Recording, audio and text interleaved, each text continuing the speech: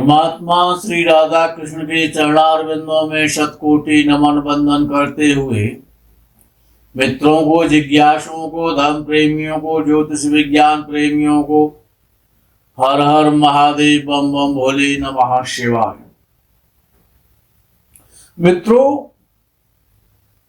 इस संसार में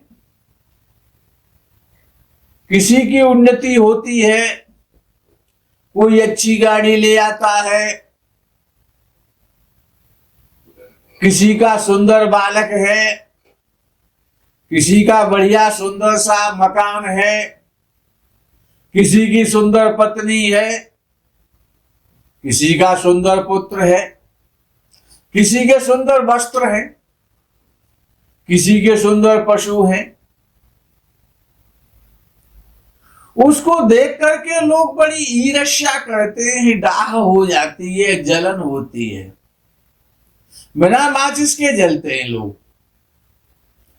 अच्छा, ऐसा संसार में कोई भी व्यक्ति नहीं है जो भी पुरुष या स्त्री है, शरीरधारी है। अच्छा, किसी की शत्रुता भाई के साथ है, किसी की पिता के साथ है, किसी की पत्नी के भी साथ है, किसी की पड़ोसी के साथ शत्रुता है। अच्छा, जो किसी से शत्रुता नहीं मानता है लेकिन उसके भी शत्रु हैं, उसकी उन्नति देख करके लोग जल रहे हैं। सासू की शत्रुता बहू के साथ है, देवरानी की जेठानी के साथ है।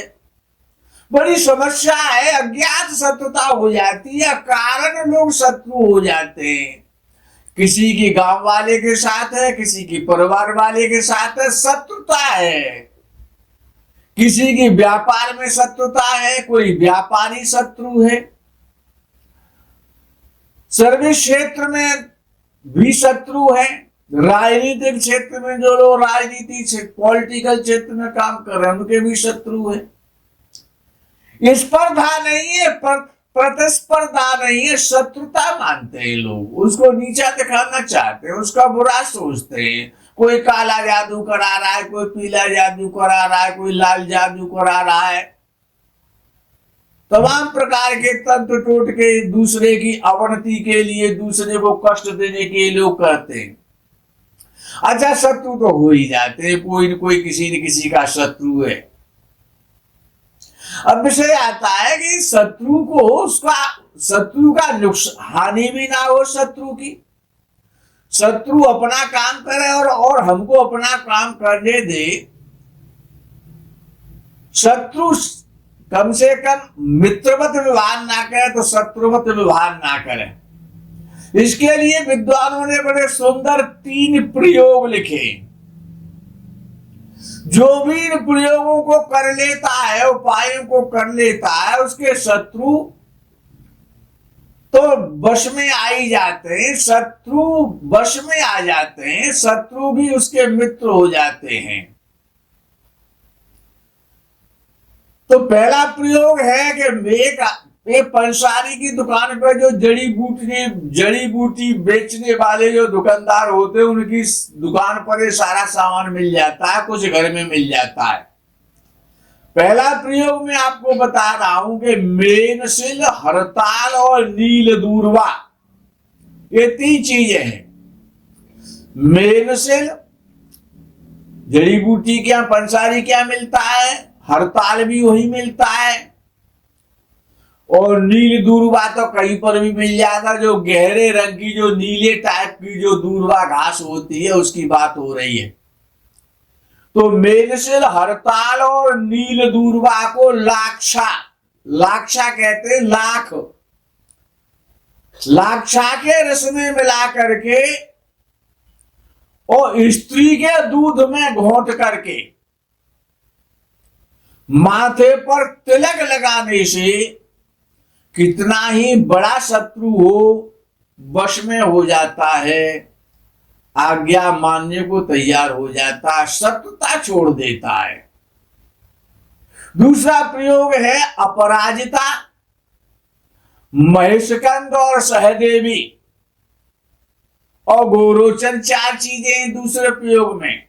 पुनः सुन लें, अपराजिता, महिषकंद, सहदेवी और गोरोचन को एक साथ पीस लें, चूर्ण बना लें उसका, और बकरी के दूध में घिस करके माथे पर टीका करके यदि आप घर से निकलते हैं तो जो भी आपके शत्रु हैं वो शत्रुता करना आपसे छोड़ देंगे, वो आपके वश में हो जाएंगे, वो आपकी आज्ञा का पालन करने को मजबूर हो जाएंगे। और तीसरा प्रयोग है, ये बड़ी सरल चीजें हैं। तीसरा प्रयोग है नागकेसर, कुमकुम, चमेली और तगर। इसमें भी चार चीजें, नागकेसर है, कुमकुम है, चमेली है और तगर है। इनको एक साथ पीस करके चूर्ण बना करके पाउडर कर लें और शुद्ध गाय के घी में मिला करके मस्तक पर तिलक करके जब घर से बाहर निकलेंगे, और तिलक तो रोज ही कर सकते हैं, तो आपका कोई शत्रु रहेगा ही नहीं। शत्रु भी मित्र हो जाएंगे, वो भी आपका सम्मान करेंगे, वो भी आपका आदर करेंगे। अब खैर, इस विषय को यही अल्प विराम देते हुए विषय है ज्योतिष का। पूरी कुंडली में जो जन्म कुंडली होती है हमारी, उसमें उस लग्न कुंडली में दशम भाव जो है वो सबसे महत्वपूर्ण और इंपॉर्टेंट विशेष भाव है, अति विशेष भाव है दशम भाव। कर्म, सम्मान और प्रसिद्धि, इन तीन चीजों का भाव है। जीवन वृत्ति आजीविका का कर्म का भाव तो है ही दशम भाव। पद का भी भाव है, सेवा का भी भाव है और अधिकारों का भाव है। बड़े लोगों के द्वारा सम्मान प्राप्त कराने वाला भाव है। और तीर्थ यात्राएं जो भी व्यक्ति करता है, तीर्थों में जाता है, देव आशीर्वाद लेता है, उसका भाव है दशम भाव। सरकार का भी और शासन का भी, और शासन शासकों का है और शासन करने वालों का है। तो ये भाव बड़ा महत्वपूर्ण है। तो जब इस भाव में राहु की तो बड़ी व्याख्या की है हमने इस पर, दशम भाव पर थोड़ा सा राहु पर प्रकाश डालते हुए कि दशम भाव में राहु, क्यों राहु का वर्णन तो अपार है। यदि राहु उच्च राशि का हो, उच्च राशि का दो प्रकार से माना जाता है, मिथुन राशि का और वृषभ राशि का। चाहे मिथुन राशि का हो चाहे वृषभ राशि का हो, दशम भाव में हो, तो जातक शासकों के द्वारा सम्मान प्राप्त करता है, बड़े उच्च पदाधिकारियों के द्वारा, बड़े लोगों के द्वारा सम्मान प्राप्त करता है, पद प्राप्त करता है, सम्मानित होता है, अचल संपत्ति का मालिक होता है। लेकिन अगर राहु इस प्रकार का है, विशेष रूप से वृषभ राशि का, तो अन्य स्त्रियों के साथ अवैध संबंध तो बनवा देता है। सुंदर सुंदर स्त्रियों की संगत का आनंद लेने वाला बनाता है और नशा करने वाला भी बना देता है।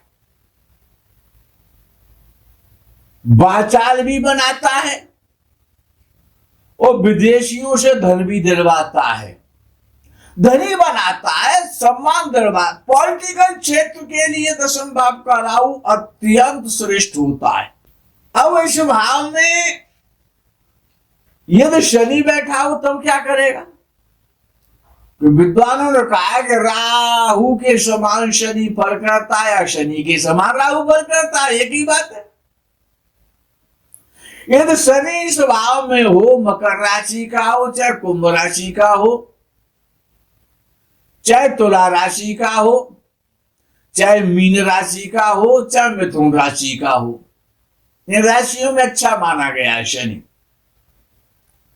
और दसवें भाव में हो तो जातक बड़ा पद पाता है, सरकारी सर्विस करता है, प्रसन्न चित्त रहता है, बड़ा आदमी महापुरुष होता है, बड़े लोगों में बैठने वाला होता है। और यहां तक विद्वानों ने कहा है कि बड़े स्तर का मंत्री हो जाता है, कैबिनेट मंत्री भी हो सकता है। शांत रहने वाला और साहसी और या फिर डीएम वगैरह जिलाधिकारी वगैरह होता है, या कोई बहुत बड़ा जमींदार किसान बन जाता है जिसपे के 1500 एकड़ जमीन होती है, जिसके यहां सैकड़ों नौकर काम करते हैं, ऐसा कोई जमींदार जमीन मालिक बन जाता है। ऐसे व्यक्ति को जिसका शनि दशम भाव में होता है वो हमेशा निर्भीक होता है, निडर होता है, परिश्रमी होता है, उसको कभी भय व्याप्त नहीं होता है, राजनीतिज्ञ होता है। और यदि वो विदेश में चला जाता है तो विदेश में भी अच्छा उच्च स्तर बना करके सम्मानित जीवन प्राप्त करता है। और इसी भाव में यदि शुक्र महाराज हूं, यद्यपि विद्वान तो कहा कि शुक्र दसम भाव में फेलियर है, उसको कोई नंबर ही नहीं देता है, लेकिन कुछ विद्वानों ने तो उस पर बहुत अच्छा कहा है तो शुभ ग्रह, चाहे भले ही सेकंड नंबर का शुभ ग्रह है, बृहस्पति सबसे ज्यादा शुभ माना जाता है। तो यदि दसम भाव में शुक्र है, मीन राशि का या तुला राशि का या वृषभ राशि का है, इन राशियों का शुक्र ज्यादा बढ़िया माना जाता है, इसीलिए इन राशियों की चर्चा है। तो जातक को धनवान बनाता है, स्त्रियों का प्रिय बनाता है, धार्मिक बनाता है, भाग्यशाली बना देता है,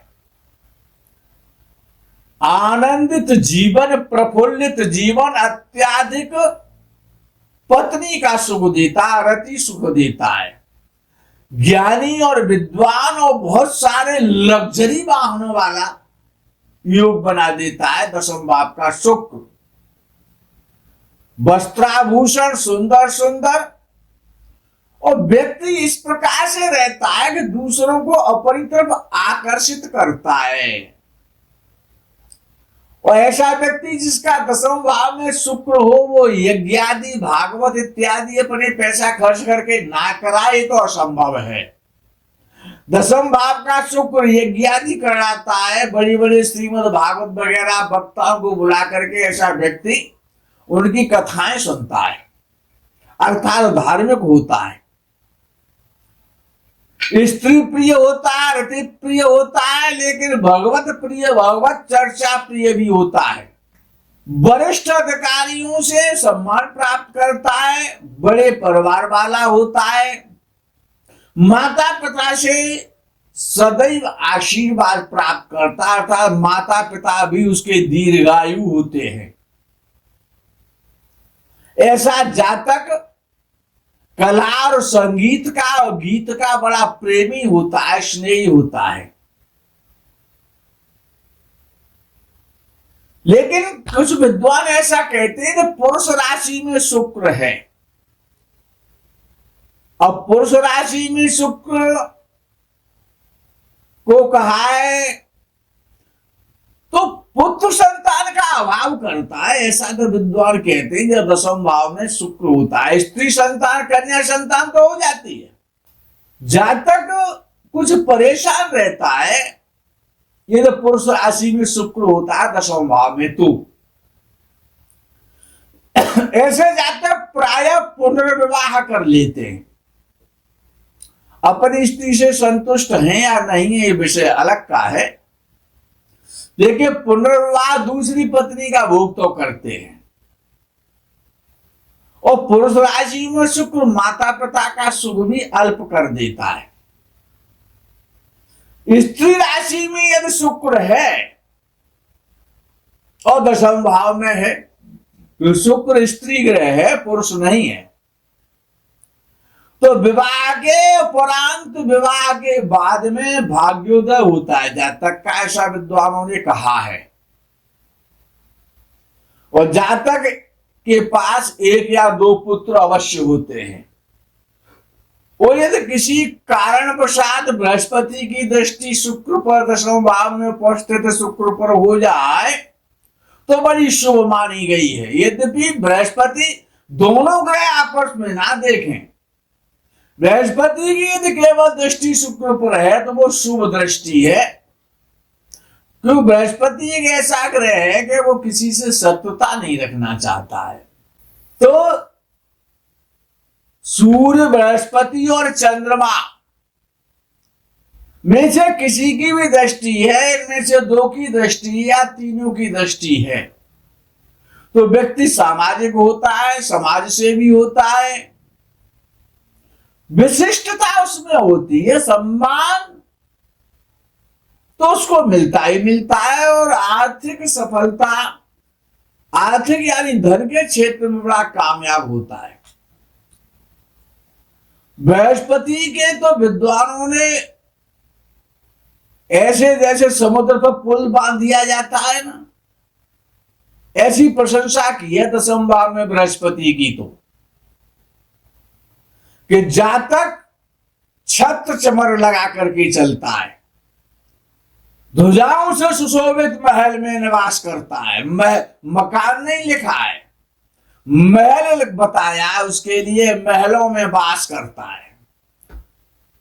अच्छा, ऐसा कह दिया जाए कि चांदी की चम्मच मुख में लेकर के पैदा होता है तो क्या हानि है, भले सोने के दांत ना हो, ऐसा तो कह सकते हैं। ऐसा जातक तेजस्वी होता है, शासन करने वाला होता है, और हमेशा परोपकार के कार्यों में लगा ही रहता, परोपकारी हो जाता है, हृदय से होता है, हमेशा सम्मान प्राप्त करता है, दयालु होता है, दीर्घायु होता है, शस्वी होता है और धार्मिक होता है। और जब ये सब चीजें होगी तो धनी तो होगा ही। जब महलों में रहेगा तो कंगाल थोड़ी रहेगा, महलों में तो धनी तो हो ही जाता है। और ईश्वर में अकाट श्रद्धा होती है। वैदिक मंत्रों का उच्चारण करने वाले ब्राह्मणों के साथ आनंद लेता, अनुष्ठान आदि करता, तीर्थ सेवा करता है, तीर्थ सेवन करने वाला होता है।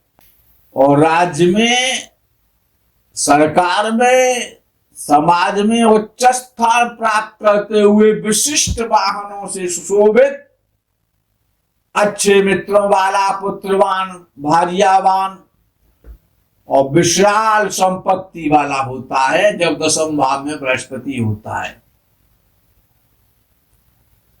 यदि बृहस्पति के साथ दशम भाव में सूर्य हो, बृहस्पति को दूसरा सूर्य कहते हैं, सूर्य तो सूर्य है और बृहस्पति भी सूर्य है, ऐसे दो ग्रह बृहस्पति और सूर्य जब दशम भाव में हो तो जातक जज बन जाता है, न्यायाधीश बनता है, न्यायपरायण होता है, न्याय प्रिय होता है, निष्ठावान होता है और पिता के द्वारा संपत्ति प्राप्त करने वाला होता है, पिता की संपत्ति का भोग करता है। यदि बृहस्पति चंद्रमा के साथ हो, दशम भाव में हो तो गजकेसरी योग बन जाएगा। तो माता से सुख मिलता है, माता का आशीर्वाद मिलता है, माता उसकी दीर्घायु होती है। यदि बृहस्पति बुध के साथ हो, युवराज के साथ हो, बुध को युवराज कहते हैं, तो मित्रों के द्वारा व्यक्ति धनी बनता है, समाज के द्वारा, समाज के लोगों के द्वारा धनी बनता है, सम्मान प्राप्त करता है। और यदि बृहस्पति मंगल के साथ हो जाए तो शत्रुओं पर हमेशा अपना बोलबाला रखता है, शत्रुओं से धन प्राप्त करता है। और शनि और बृहस्पति की युति दशम भाव में हो जाए तो नीच जातियों के द्वारा, नौकर चाकरों के द्वारा, गरीबों के द्वारा, जमीनों के द्वारा, प्रॉपर्टी के द्वारा, रियल एस्टेट के द्वारा, कोयले के द्वारा, ठेकेदारी के द्वारा, मिट्टी से संबंधित, भूमि से संबंधित कार्यों से नौकरों के द्वारा वो हमेशा लाभ प्राप्त करता है। और ऐसा व्यक्ति तो लोहे का काम कर लेता, चमड़े का काम कर लेता, सीमेंट का काम कर लेता, रियल एस्टेट का काम कर लेता है, तो ऐसा व्यक्ति बहुत बड़ा आदमी बनता है। आप भी बड़े आदमी बने, आपका भी बृहस्पति 10वें भाव में व्यवस्थित हो, जीवन आपका सुखी हो, इसी भावना और कामना के साथ में मैं आपसे यही अल्प विराम देता हूं। आगे की प्रकरण का आप इंतजार करें। तब तक के लिए हर हर महादेव, बम बम भोले, नमः शिवाय, जय गो माता की।